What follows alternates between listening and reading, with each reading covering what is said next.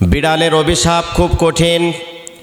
হযরত আবু হুরায়রা রাদিয়াল্লাহু তাআলা আনহু, তার নাম তো আবু হুরায়রা ছিল না, কিন্তু তার নিত্যদিনের প্রতিদিনের কাজ ছিল সকালবেলা হতো তার বাড়িতে একটা বিড়াল ছানা ছিল, ছোট্ট বিড়াল।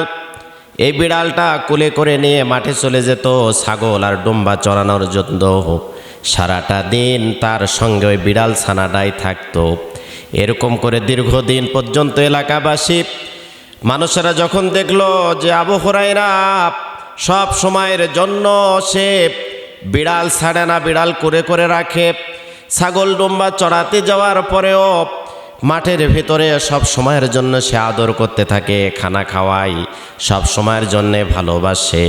এরকম দীর্ঘদিন যখন চলতেছিল, এলাকাবাসী তখন বলতে শুরু করলো বিড়াল ছানার পিতা।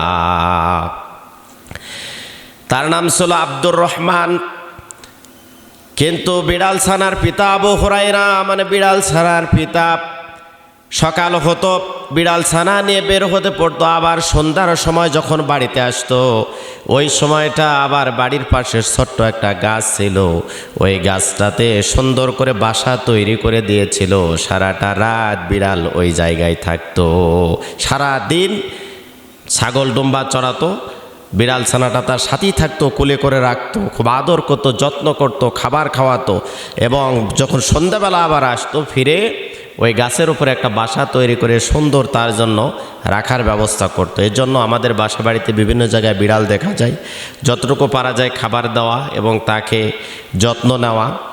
যদি ওই বিড়াল দ্বারা কোনো ক্ষতি না হয় তাহলে অবশ্যই বিড়াল ছানাকে অবশ্যই আমাদের খাদ্য দিতে হবে এবং বিড়ালকে অবশ্যই আমাদের আগলে রাখতে হবে।